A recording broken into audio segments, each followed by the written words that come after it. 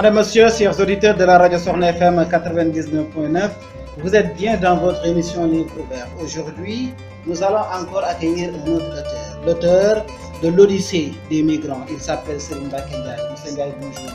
Oui, bonjour, monsieur Pape, vous allez bien? Qui est Serigne Mbacké Ndiaye? Serigne Mbacké Ndiaye, c'est d'abord un Sénégalais lambda qui s'intéresse énormément à la littérature, aux livres, qui est féru de connaissances. Comme tout le monde, je m'intéresse à l'information. Donc, quand le phénomène des migrants a envahi l'actualité, je me suis intéressé. Comme je m'étais intéressé à d'autres, je me suis dit que peut-être qu'il serait intéressant d'approfondir un peu le sujet, de voir quelles sont les causes profondes de la migration. Pourquoi les Sénégalais, comme les Maliens, comme les Sud-Soudanais, pourquoi les Africains quittent le continent pour aller à l'aventure? Alors qu'il y a de cela des siècles, notamment la deuxième moitié du XVe siècle, avec le phénomène de l'esclavage, dont Henri le Prédicateur, qui fut le fils du roi portugais d'alors, fut l'initiateur. Effectivement. À l'époque, les Africains préféraient mourir plutôt que de quitter leur terre. Alors qu'aujourd'hui, les Africains préfèrent mourir plutôt que de rester sur leur terre. Qu'est-ce qui s'est passé entre-temps pour que la machine s'emballe? Alors, vous nous dites que la ruée des migrants vers la Méditerranée est le plus grand mouvement humain depuis la Seconde Guerre mondiale. La transhumance annuelle des herbivores de Serengeti en Tanzanie vers les vastes plaines de Masai Mara au Kenya est la plus importante du monde animal. Et vous nous dites que l'aventure sera longue et périlleuse pour tous qui seront confrontés à la maladie, l'épuisement, la faim et surtout aux prédateurs, lions, hyènes, guépards pour les bêtes, policiers, rebelles, passeurs pour les hommes. Parlons des hommes et leur migration. Peut-être avant de parler des hommes, il faut peut-être un peu s'appesantir sur la migration animale. Effectivement. J'ai voulu faire une étude parallèle entre le phénomène migratoire, la migration humaine et la migration animale. Parce que je me suis dit que, en fait, ce qui est valable pour les hommes est aussi valable pour les animaux.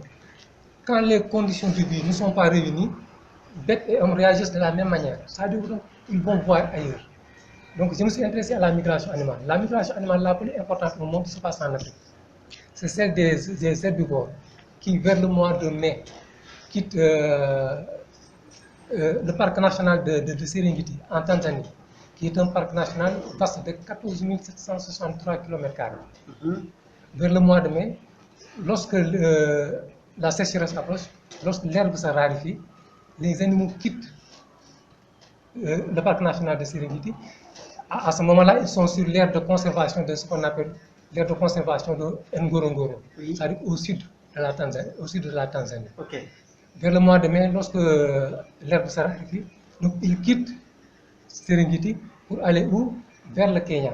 Oui. Dans une autre réserve, un autre parc national qu'on appelle le Masai Mara, où à ce moment-là, l'herbe est verdoyante. Donc il faut un parcours de 3000 km uniquement pour trouver de quoi manger. Okay.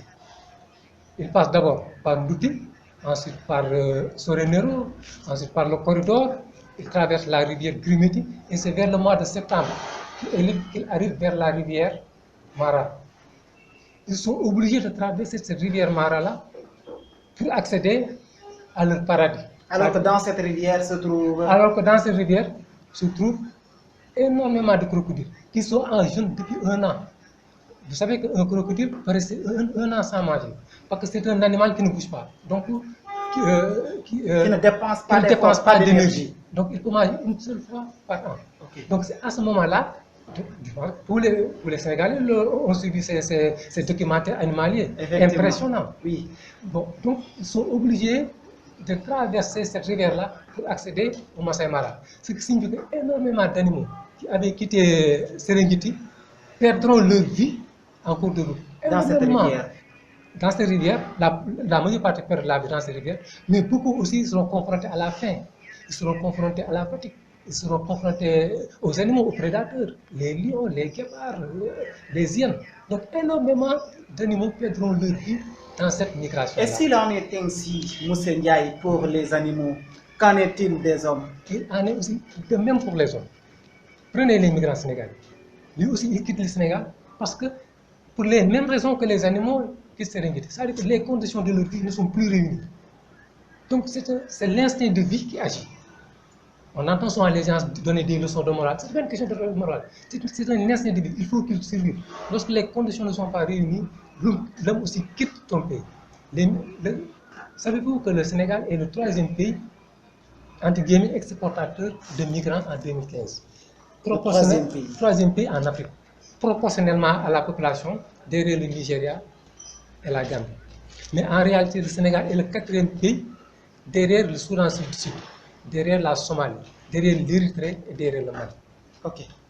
Donc, le migrant sénégalais quitte le Sénégal, il passe par le Mali, ensuite par la Côte d'Ivoire, il va au Niger, Niamey, ensuite Niamey, Agadez, ensuite Agadez, Arlit, à la frontière libyenne. Si nous maintenons le curseur là-dessus, qu'est-ce qui explique réellement les causes de ces migrations humaines?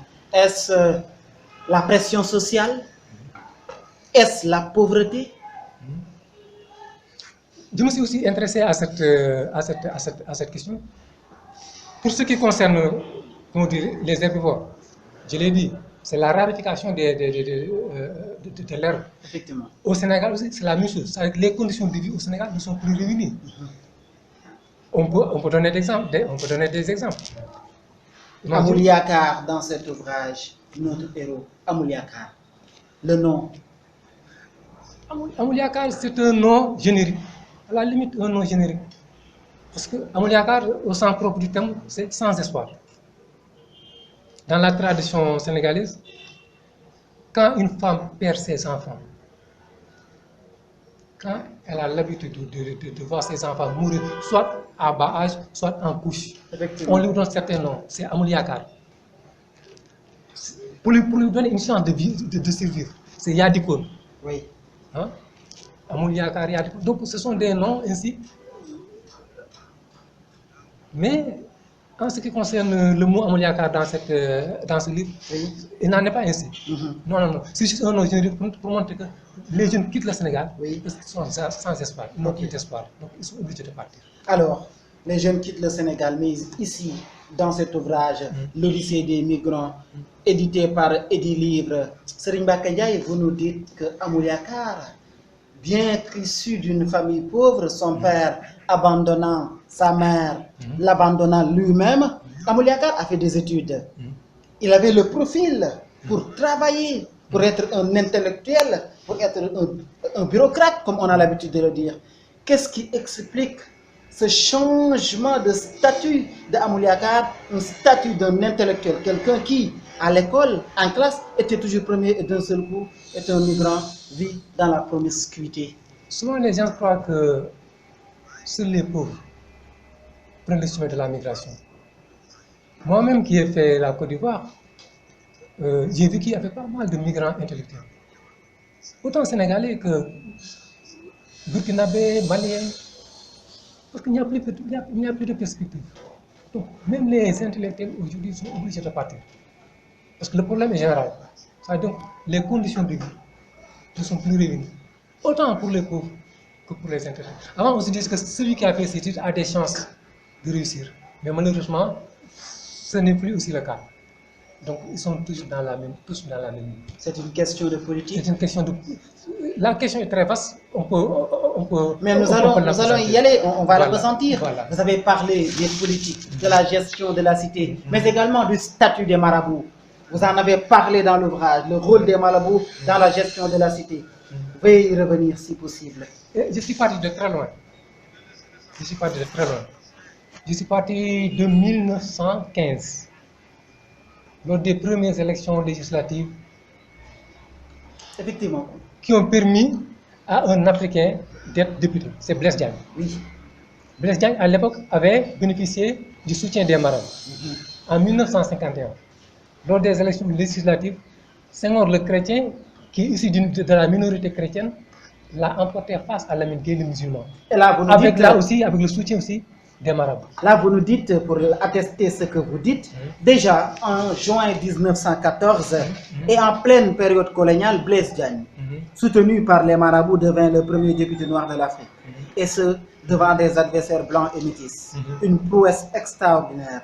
Les mêmes marabouts récidiveront en soutenant victorieusement Senghor, le chrétien, face à Lamine Gueye, le musulman, lors des élections législatives de 1951, dans un pays à 90% musulmans. C'est pour attester ce que vous dites. Mais, voilà. Donc, et depuis lors, dans la gestion des affaires de la République au Sénégal, il y a le duo marabout-politicien. Comment ce duo a échoué?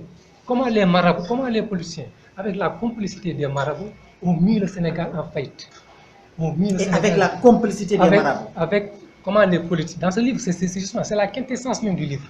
Ce que je veux démontrer, c'est que comment les politiciens, avec la complicité intéressée des marabouts, qui sous le couvert de l'islam,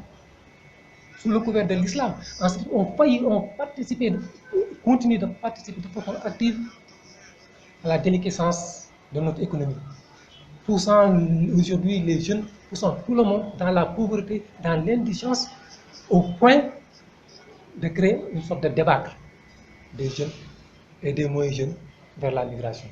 Donc c'est l'objet même du livre.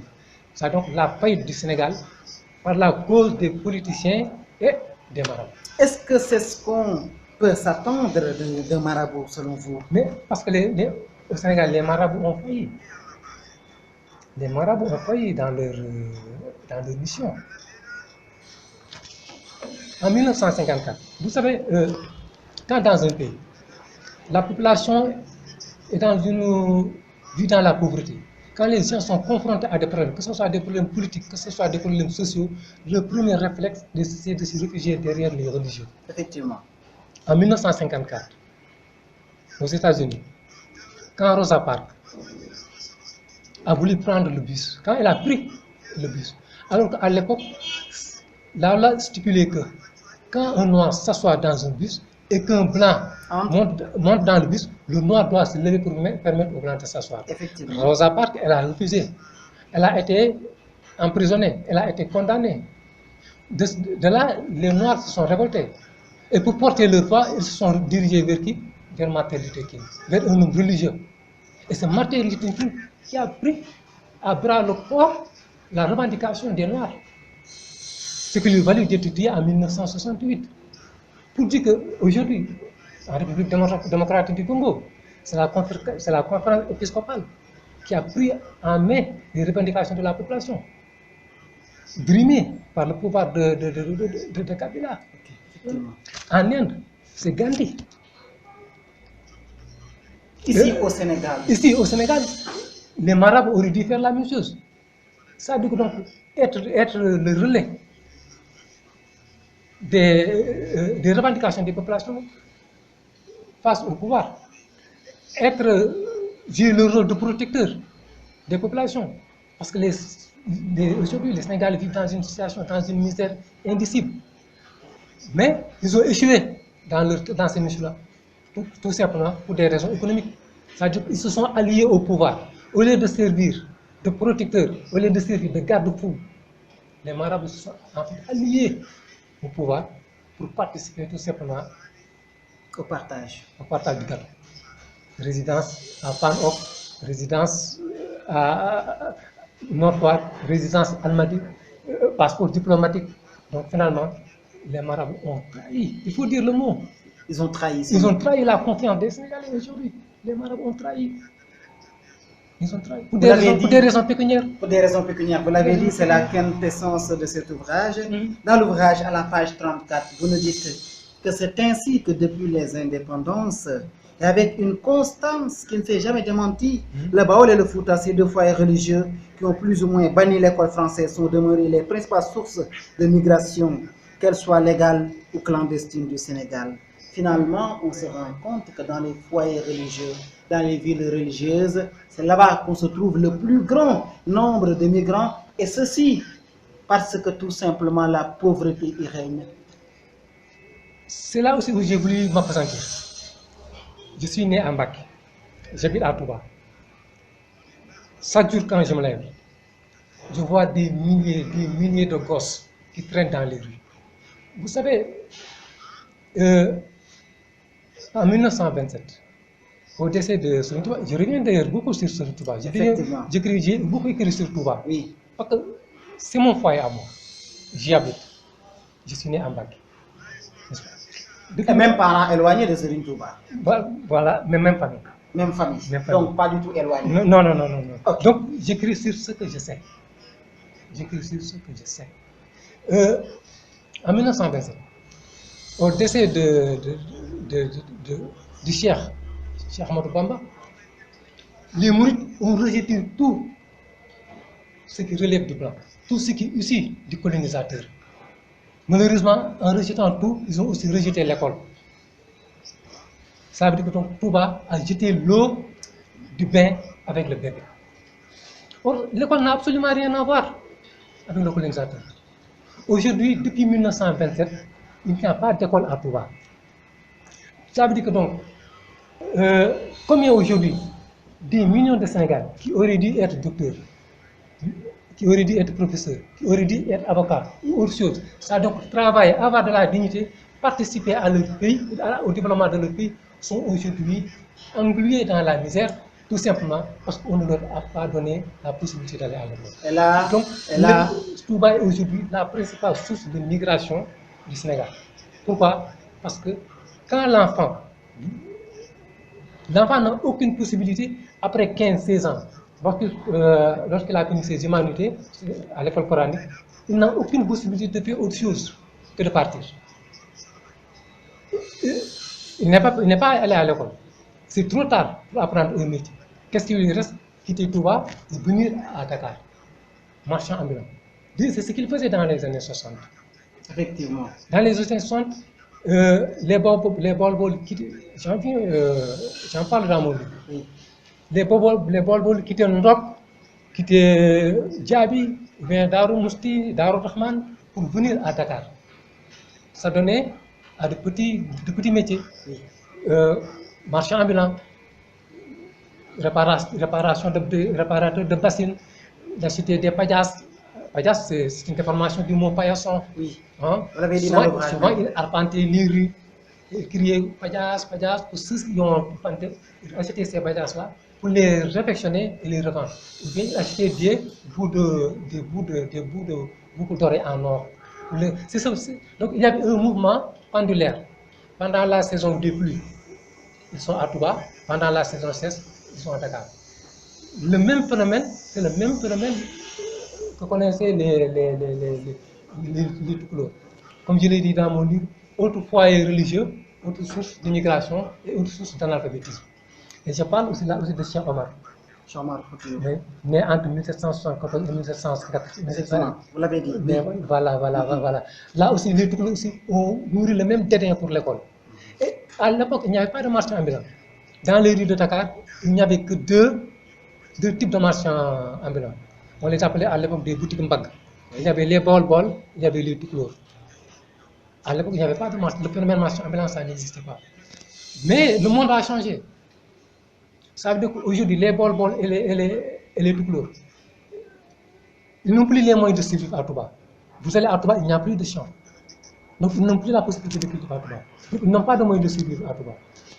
Ils viennent à Dakar, le secteur est saturé, les marchands ambulants, on en voit partout. Donc, le mouvement pendulaire, l'exode rural, c'est mis en exil. Et pourtant, M. Ndiaye, à l'approche des grandes fêtes religieuses, nous entendons souvent nos guides religieux réclamer des médecins, des sapeurs-pompiers, réclamer des personnalités, des métiers auxquels ils refusent de former leurs enfants. C'est ce que j'ai développé dans mon livre, le paradoxe des autorités de Touba. Les autorités de Touba refusent l'école à leurs concitoyens, à leurs sujets, et pourtant, lors des magal de Touba, ils veulent des médecins. Même en dehors des magal, ils réclament toujours des médecins. Mais où ces médecins ont-ils été formés? À l'époque. Ils veulent de l'eau, mais où les ingénieurs hydrauliques ont été formés? À l'école. Ils cherchent ils veulent du courant, où les ingénieurs en électricité ont été formés? À l'école. Donc vous ne pouvez pas détester la poule, vous ne pouvez pas détester la poule et aimer ses poussins. Madame, Monsieur, chers auditeurs de la radio Safina FM 99.9, vous êtes dans votre émission Livre Ouvert. Notre invité du jour, c'est Serigne Mbacké Ndiaye. Nous débattons sur son ouvrage L'Odyssée des migrants. Serigne Mbacké Ndiaye, passons maintenant à la vie d'Amouliakar en Côte d'Ivoire. Comment les migrants vivent-ils là-bas? Comme je l'ai dit, en ce qui concerne les animaux, le chemin sera extrêmement long, autant pour les bêtes que pour les hommes. Les migrants aussi, au même titre que les bêtes, beaucoup mourront en route. La faim, la maladie, les passeurs, mais aussi les policiers, les rebelles. mais aussi les rebelles. Et moi-même, j'ai été braqué dans la forêt ivoirienne.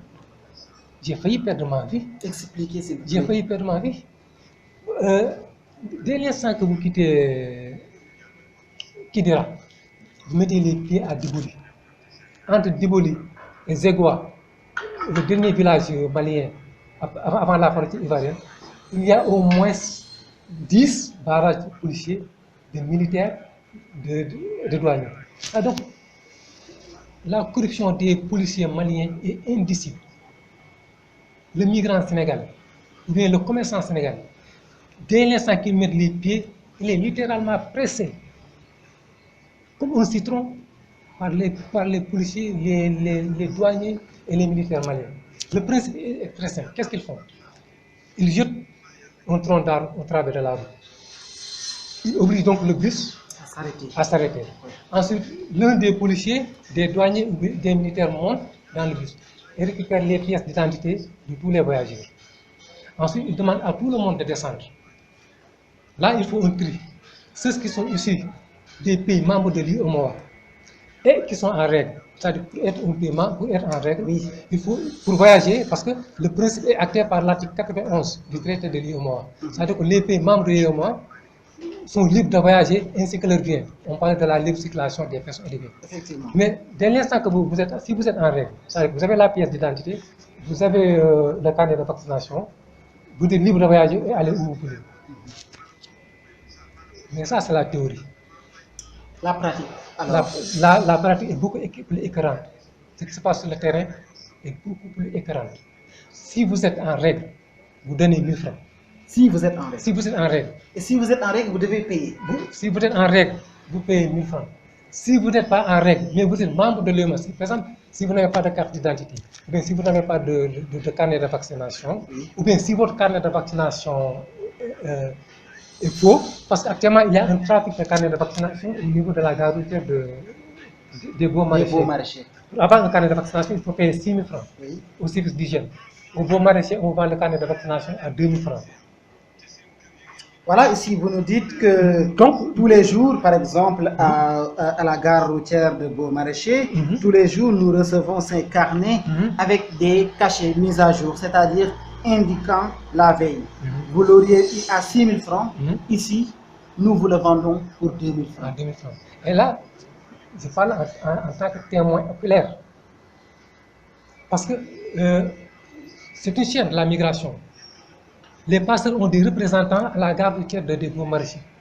Donc, ils vous vendent le carnet de vaccination, ils vous mettent dans leur bus, ensuite ils vous donnent des numéros de téléphone, des adresses. Donc, c'est une chaîne. Donc, les migrants, les passeurs se relaient les migrants à partir de la gare routière des Beaux Maraîchers jusqu'en Libye. Jusqu'en Libye. C'est une chaîne, c'est une organisation professionnelle. Donc, pour en revenir au Mali, vous disiez que vous avez failli perdre la vie là-bas. Mais voilà, donc si vous êtes en règle, vous payez 1000 francs. Si vous n'êtes pas en règle, vous payez entre 7 000 et 10 000 francs. Okay.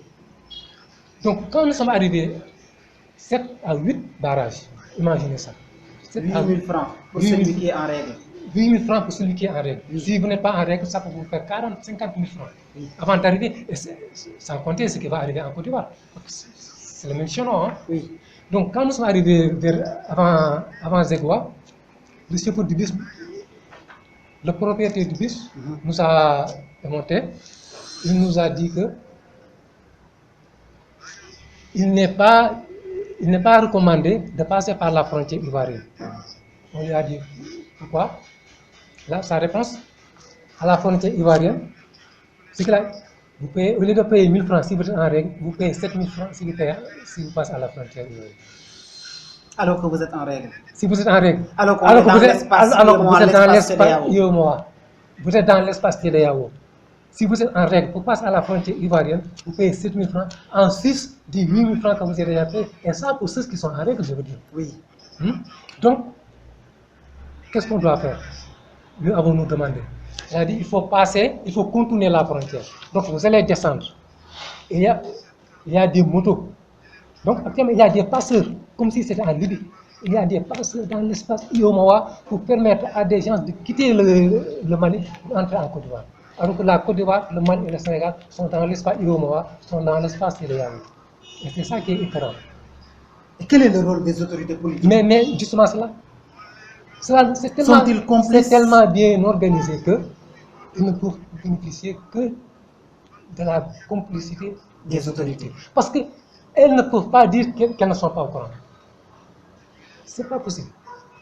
Les autorités sont au courant, mais elles l'espèrent. Peut-être. Qu'est-ce qui s'est passé lorsque vous étiez dans cette forêt? Non, parce que si j'avais su que c'était une forêt, je ne serais pas parti. Il a dit juste qu'on doit contourner la frontière pour éviter d'avoir à payer les 7000. Les 7000 pour ceux qui sont en règle. Parce que si vous payez pour ceux qui ne sont pas en règle, ça va être 30 000, 40 000 francs. Ok. Donc, moi je suis monté sur une moto. Mais je pensais qu'il s'agissait de contourner c'était 1h, 2h du matin qu'il pluisait. 2h du matin. 2h du matin. Et il pleuvait. Donc je suis monté sur la moto. Donc il faisait extrêmement. Il faisait noir. Dans ces contrées-là, il n'y a pas tellement de lumière. Donc, j'ai été surpris quand je me suis retrouvé devant une forêt. Moi, le Sahélien, moi le natif de Touba et de Mbaké. Je me suis retrouvé tout d'un coup dans une forêt, à l'intérieur, dans la forêt, complètement entouré d'arbres. Je me suis en ce moment-là, je me suis souvenu d'une émission sur Radio Dunia TV. Alors que nous sommes ici sur Excap TV. Alors que nous sommes. Je fais bien les sur, vous voyez? Oui. Hein? Une émission sur une émission de recherche des personnes disparues. Des personnes disparues. En cours de migration. Voilà. Où on voit sur l'écran défiler des noms disparus il y a 5 ans, disparus en partance pour le Mali, disparus il y a 10 ans, en partance pour la Côte d'Ivoire, disparus il y a 5 ans, en partance pour l'Europe, etc., etc. Je me suis dit que c'est aujourd'hui mon tour. Certainement que dans 2 mois, dans 3 mois aussi, on va voir ma photo sur la télé. C'est au contour d'une forêt que nous a jailli. Il était en tenue militaire. Il portait un kalachnikov. Il nous a mis en joue. Et il a crié, arrêtez le moteur et éteignez la lumière. J'ai dit d'éteindre le moteur et le phare tonnant de nouveau l'homme, en ajustant un peu plus l'arme pour la mettre à la hauteur de la moto. Cette fois-ci, le motard ne se fit pas prier et bientôt, le bruit de la moto cessa et le phare s'éteignit. Le silence et le noir devinrent rois de la forêt. Pendant quelques secondes qui semblèrent durer des siècles, le jeune homme attendit la suite des événements, le cœur battant. L'homme allait-il tirer?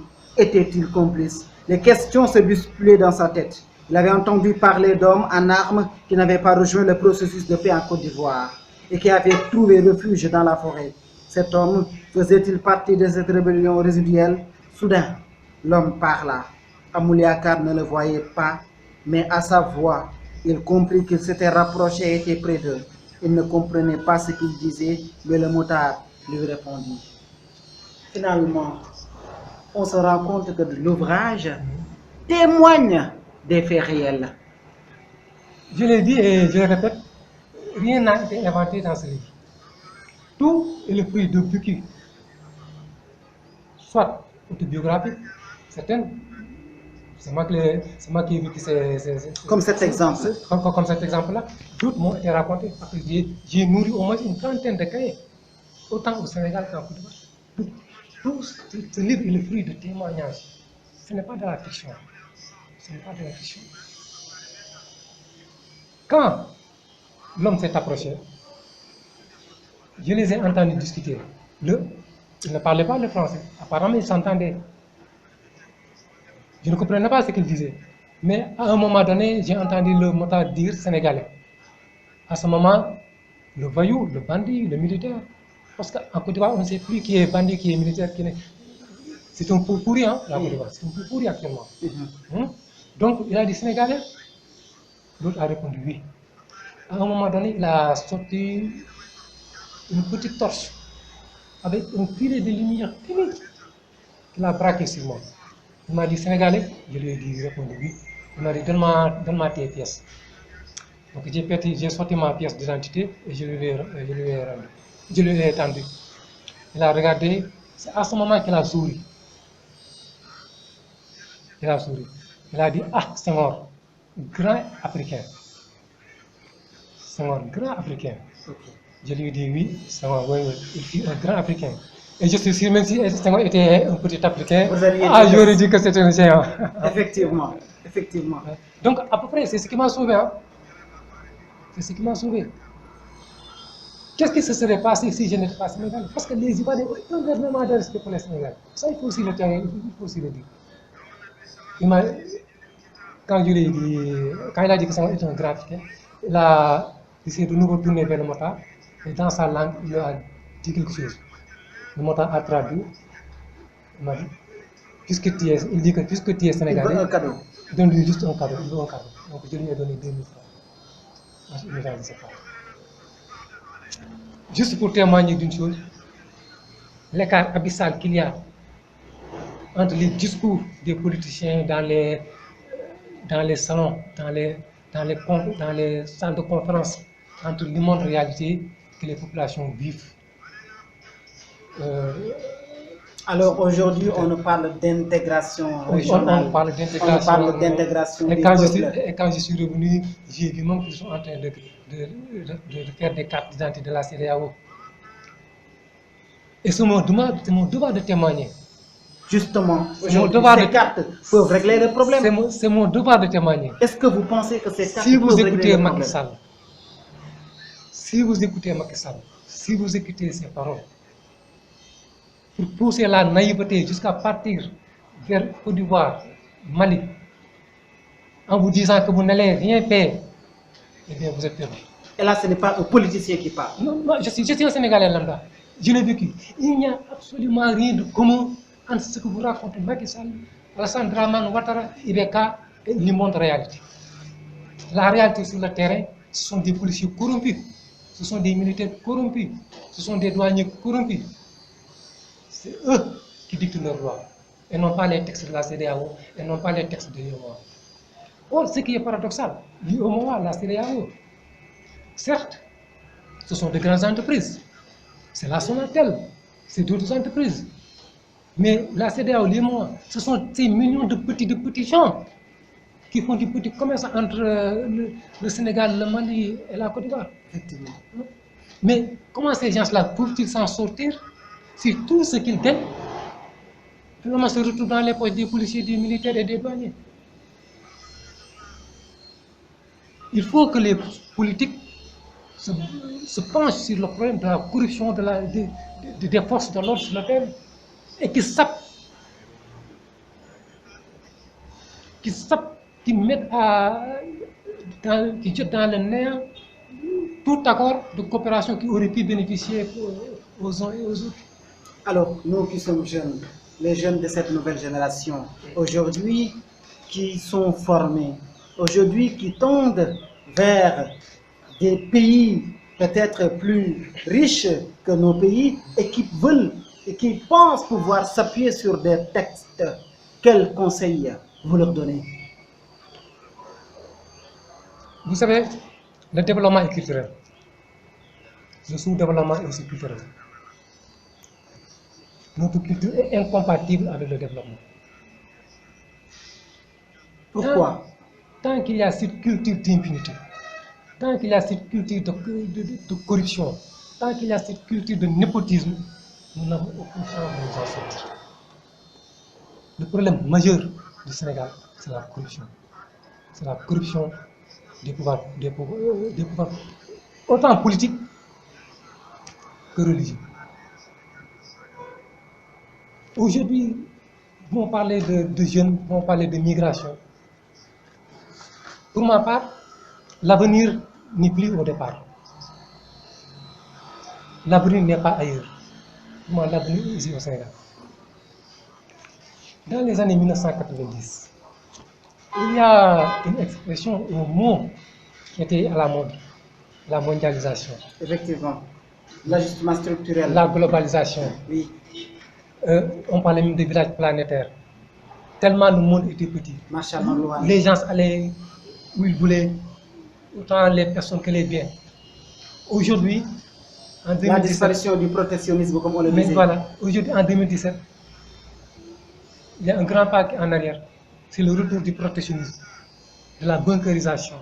C'est l'émergence des forces nationalistes. Ceci est dû à quoi? Donald Trump aux États-Unis, Nigel Farage en Angleterre, Donald Trump qui est en train de construire un mur pour empêcher les migrants d'entrer, Nigel Farage qui a réussi à sortir son pays de l'Union européenne pour empêcher les migrants d'entrer. Vous avez la Hongrie avec Viktor Orban qui est en train de parquer les migrants dans des conteneurs. Vous avez l'émergence du Front National actuellement en France. 11 millions d'électeurs ont voté pour le Front National. Aujourd'hui, les Sénégalais sont chassés de partout. Ils sont chassés des États-Unis, de la France, de l'Allemagne. Actuellement, le Sénégal est en train de signer de négocier avec l'Allemagne. Il y a 5000 Sénégalais qui doivent rentrer. Et ça, c'est l'État du Sénégal qui le signe, qui le négocie. Je vais vous dire une chose. Actuellement, à part la France, qui à l'époque du temps de Sarkozy et de Chirac faisait des vols charters pour rapatrier les migrants, tous les autres pays négocient avant de rapatrier des migrants. Si demain vous voyez des Sénégalais quitter l'Allemagne pour venir en France, pour venir au Sénégal, pour rentrer au Sénégal, vous pouvez être sûr, c'est parce que Macky Sall a signé un accord. Bien sûr, c'est comme dans les accords de défense, c'est secret. Bien sûr, ils vont le nier. Mais ils ont signé en son temps avait signé avec l'Espagne. Les Sénégalais qui avaient été rapatriés. Effectivement. C'est Abdoulaye Wade qui avait signé. Ce sont des pays civilisés. L'Espagne, l'Allemagne, l'Italie, ce sont des pays civilisés. Ils ne rapatrient pas de façon brutale. Ils signent des accords, ils rapatrient. Maintenant, qu'est-ce qu'il y a dans ces accords? Alors, pour revenir au séjour d'Amouliakar en Côte d'Ivoire avec son ami guinéen, c'est ces main-d'œuvre qu'ils offraient dans les entreprises de construction. Comment il a pu jongler cette situation, ce changement de situation, partant d'un étudiant, d'un intellectuel vers un manœuvre? Mais c'est une politique de survie. Il n'y a pas des situations de survie. Dans cette situation, vous ne vous dites pas j'ai tel diplôme, je suis un intellectuel. Non. C'est juste l'organisme qui parle. Ce n'est pas le cerveau qui est là, dans ce cas, ce n'est pas le cerveau. Ce sont des besoins biologiques qu'il faut satisfaire avant toute autre chose. Pirmon Bibert d'ailleurs de philosophare. Pirmon Bibert d'ailleurs de philosophare. D'abord vivre, ensuite penser. D'abord vivre, ensuite penser. Ça c'est égal. Je peux aussi témoigner de la situation des Sénégalais en Côte d'Ivoire. Situation désastreuse. À la Daïra Mourite, où j'ai vécu. 200 Sénégalais qui vivent comme des sardines. Et parfois, le djouring, c'est l'occasion de le dire. Il s'appelle Mogoumba Diam, Avenue 24, qui traite les Sénégalais comme des animaux. Alors qu'il est Sénégalais. Qu'il est Sénégalais comme lui. Pourquoi? Parce que c'est tout simplement le djouring. Il habite ailleurs. Régulièrement, il expulse tout le monde. Et là, dans mon livre, je témoigne. J'ai été témoin de cette expulsion. Vous en avez parlé d'ailleurs. Et vous en êtes témoin. J'ai été témoin. Vous avez logé. J'ai logé là-bas parce que quand vous quittez le Sénégal, il vous faut un point de chute. Je n'ai jamais mis les pieds en Côte d'Ivoire. Donc quand je partais, c'est cette Daïra Mourite qu'on m'a recommandé. Et là, j'ai vu que les Sénégalais vivent dans des conditions extraordinaires. Il a expulsé 200 Sénégalais. Et ce n'était pas la première fois. Et pour mettre qui? Pour mettre un marabout. Nonobstant la pluie, parce que même si vous n'êtes jamais parti en Côte d'Ivoire, vous savez qu'il pleut beaucoup là-bas. Effectivement. J'ai passé une nuit avec eux dans la rue. Il pleuvait, le marabout était seul dans l'appartement, tous les autres Sénégalais étaient dehors. Sous la pluie. Finalement, qu'est-ce qu'ils ont fait? Ils sont partis vers le marché. Le marché se trouve à près de 200 mètres. Là, contre 2000 francs, on leur a permis de s'installer dans les allées. Et aujourd'hui, au moment où je vous parle, beaucoup de Sénégalais vivent dans ce marché-là. Les autres dorment dans la rue. C'est-à-dire que la nuit, ils ont des cartons. Ce que vous dites là, peut-être c'est il y a 10, 15... Vous avez quitté la Côte d'Ivoire il y a quand? Il y a 5-6 mois. Donc c'est récent ce que vous dites. C'est un problème récent, ce livre-là. C'est un problème. Vous allez là-bas, les Sénégalais sont au marché. D'autres dorment dans la rue. Il paraît qu'au dernier moment, il ne les a réintégrés. Mais ce sera pour les expulser une nouvelle fois. Parce que ce n'est pas la première fois. Ça doit être la 4e, la 5e fois d'après mes renseignements. Pour quelle raison? C'est la dictature. Et pour en revenir à ce marabout, parce qu'au Sénégal, on dit que les marabouts sont des régulateurs sociaux. Pour dire que c'est faux. Les marabouts ne règlent que leurs propres intérêts. Et le cas dont j'ai été témoin à Côte d'Ivoire en témoigne. Si le marabout est un régulateur social, il serait intervenu en tant que négociateur. Parce que c'est lui qui représente le pouvoir là-bas, à ce moment-là, c'est lui le marabout. Il y a un appartement. Le Djaouring, le chef, a expulsé 200 Sénégalais qui tombent dans la rue sous la pluie. Il aurait dû jouer son rôle de régulateur social, mettre les uns et les autres en face. Qu'est-ce qui se passe? Demandez aux autres pourquoi vous avez expulsé ces Sénégalais, pourquoi vous les avez mis dans la rue. Essayez de trouver une solution. Une solution est toujours possible. Mais le principe, c'est qu'on ne peut pas laisser 200 Sénégalais dormir dans la rue. Au moins, il aurait pu l'éviter s'il avait joué son rôle de régulateur social. Mais non seulement il ne l'a pas fait. Et le plus grave, c'est qu'à un moment donné, quand j'ai vu les Sénégalais agglutinés dans la rue, je voulais bien sûr raconter l'histoire dans mon livre. Donc il me fallait une vision synoptique de la situation. Effectivement. Vous comprenez ce que je veux dire? Oui, je veux dire. Je comprends parfaitement. On est un peu artiste aussi, Oui. hein? Effectivement. Comme un photographe qui cherche la plus belle image. Voilà, justement. Donc, je me suis Le dit, meilleur angle. je vais monter en haut pour avoir une vue synoptique de la situation, pour mieux la décrire dans mon livre. Quand je suis monté, parce que il faut passer d'abord par les balcons avant d'accéder à l'appartement. Mais moi, l'appartement ne m'intéressait pas. Puisque la sortie tout le monde, moi, tout ce que je voulais, c'est avoir une vue synoptique de la situation. Donc, j'ai acheté un café Touba, je me suis mis sur le balcon. Et là, le marabout m'a trouvé sur le balcon. Il était pieds nus, entouré de ses chamberlains. C'est boucaniques, 2 ou 3 baïfals. Il est venu me dire, qu'est-ce que tu fais là? Je lui ai répondu, je bois mon café. Il dit, tu bois ton café. Et c'est ici que tu bois ton café. Si tu veux boire ton café, il faut aller en bas. Ensuite, il s'est tourné vers les boucaniques. Il leur a dit, tout ce qu'il veut, c'est pénétrer dans l'appartement. Il n'est pas là pour prendre du café. Vous voyez déjà, cette méchanceté en tant que marabout. Je me suis dit que si ça aurait été Serigne Touba, il n'aurait pas réagi comme vous avez réagi. Madame, Monsieur, chers auditeurs de la radio Sokhna FM 99.9, vous êtes bien dans votre émission de l'ouvrage. Il s'agit d'un ouvrage écrit par Serigne Mbacké Ndiaye, qui est témoin oculaire, et aujourd'hui, il est sur les plateaux et studios de la radio Sokhna FM pour nous parler, pour partager son expérience qu'il a couchée sur papier à travers cet ouvrage, L'Odyssée des migrants. Maintenant, Serigne Mbacké Ndiaye, quand on parle de la pauvreté, poussons les jeunes à aller migrer dans d'autres cieux. Quelles sont les conséquences qui peuvent en découler? Car vous avez parlé d'inceste, vous avez parlé de maladies et tout cela. Veuillez y revenir. j'ai parlé d'inceste parce que l'homme n'est pas fait pour vivre dans la promiscuité. Mais aujourd'hui, déjà, la pauvreté est telle au Sénégal que vous voyez, aller au Parcelles Assainies, aller à Grand Yoff, Inceste, infanticide.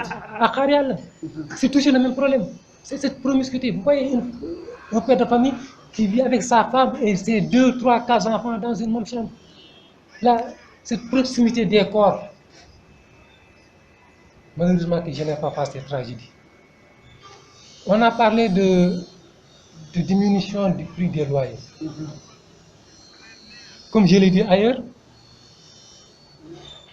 c'est une loi à obsolescence programmée. Le principe d'une loi, c'est d'être perpétuel. Effectivement. Mais la loi sur la diminution des loyers de Macky Sall est une loi à obsolescence programmée. Je m'explique. La première réaction des propriétaires fut une réaction d'indignation, de violence même. Ensuite, ils ont réfléchi.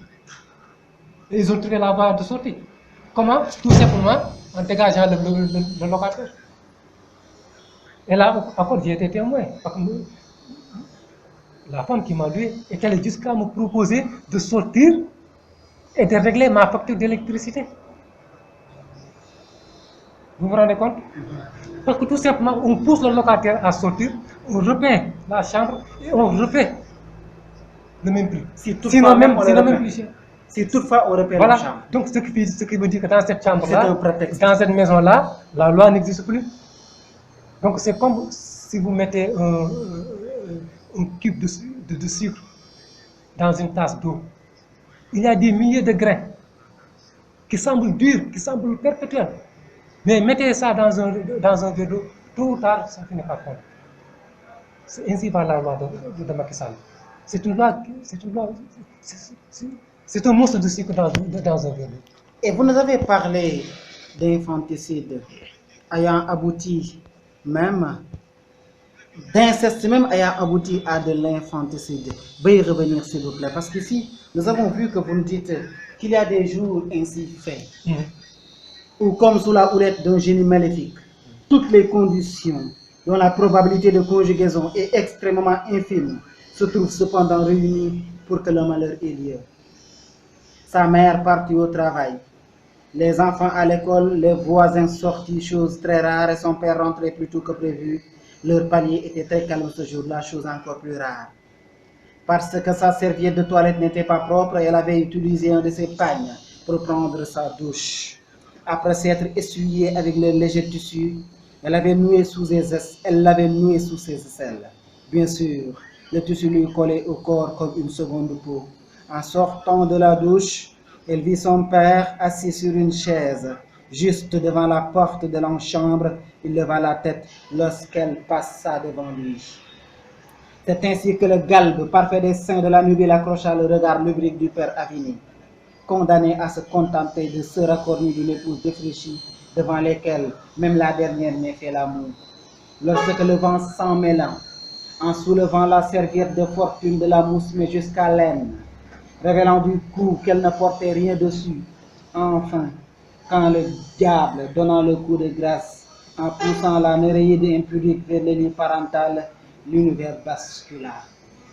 Toutes ces valeurs, patrimoine de la mémoire collective, que les ancêtres depuis la nuit des temps ont patiemment, savamment, couche après couche, édifié, et que chaque homme et femme se trouve dès sa naissance légataire, avec à sa charge non seulement de les assimiler, mais aussi de les épamprer, les polir afin de les transmettre, améliorer à la génération suivante. Toute cette stratification de valeurs s'écroule là comme un château de cartes sous la poussée d'adrénaline du mal en vue. Tout ne fut bientôt écrit, vite étouffé par une main qui s'écrase sur la bouche.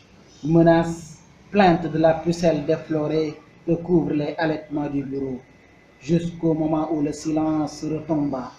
Ne resta alors que le spectacle de la vestale à jamais souillée sur le lit parental et que fixe le regard effaré du géniteur indigne dans le cerveau duquel la raison avait de nouveau commencé à émerger de ses cendres, de ses désirs assouvis. Serigne Mbacké Ndiaye, vous avez écrit ce beau texte, un très beau texte, très très stylé, très imagé, mais en réalité très triste. Et très triste. D'ailleurs, vous nous dites que c'est un père qui viole sa fille. Et c'est tout simplement parce que le père n'a toujours été ainsi. Il a été un père exemplaire pour sa fille, pour ses enfants. Mais à cause de la promiscuité, voici le résultat qui s'en est suivi. À cause de la promiscuité, à cause de la pauvreté. Son père était cadre dans une société. Son père était cadre dans une société. C'est au moment des politiques d'ajustement structurel que la dite société a été privatisée. Donc le père s'est retrouvé en chômage. Alors qu'il vivait dans un quartier résidentiel, hein, ils ont commencé à dégringoler sur le plan social pour habiter où? À Khariara, dans une petite chambre avec 5 enfants, un père et une femme. C'est cette promiscuité-là qui fut à la source de ce drame. Pourquoi? Parce que tout simplement, le père, qui n'est plus capable de nourrir sa femme, qui n'est plus capable de nourrir sa famille, a fini par sombrer dans l'alcool. Et à perdre son autorité parentale. À perdre son autorité parentale. Et là, je me dis, comment un père de famille, lorsqu'il perd ses moyens financiers, perd en même temps son autorité. Et là, je fais une juxtaposition entre les politiques d'ajustement structurel qui ont fait perdre à beaucoup de pères de famille leur autorité et l'avènement des GIE, des mouvements d'intérêt économique qui ont fait gagner à beaucoup de femmes une autorité dans leur famille en leur octroyant des pouvoirs financiers. C'est presque la fin de l'émission. La suite, vous nous dites, chez une fille, quand les vomissements succèdent aux nausées et les vertiges aux fièvres, quand les seins se gonflent et que ces indispositions s'accompagnent d'une absence de règles, la conclusion s'impose. Elle fut corroborée par la sage-femme du centre de santé où elle se rendit en compagnie de sa mère. Elle attendait un enfant venant de son père à lui-même. Ce bébé, puisqu'elle ne pouvait avorter, elle s'en débarrassa dès sa naissance. Tout simplement parce qu'elle ne considère pas le bébé en tant qu'être humain. Infanticide. Pour elle, le bébé était un monstre, ce n'est même pas un être.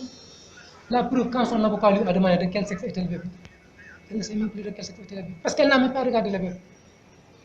Dès que le bébé est sorti, elle l'a jeté dans la fosse. Parce que ce n'était pas un être humain. C'est plus tard, lorsqu'elle a été en prison, qu'elle s'est rendue compte qu'elle avait tué. En fait, elle croyait avoir tué. Heureusement, elle, la médecine prouvera que le bébé était mort-né après autopsie. Parce que c'est possible. Effectivement. Quand vous noyez votre bébé, quand on fait une autopsie, quand on retrouve de l'eau dans les poumons, c'est parce que le bébé était vivant. Si on ne retrouve pas de l'eau, c'est parce qu'il était mort-vivant. Heureusement pour elle, le bébé était mort-vivant.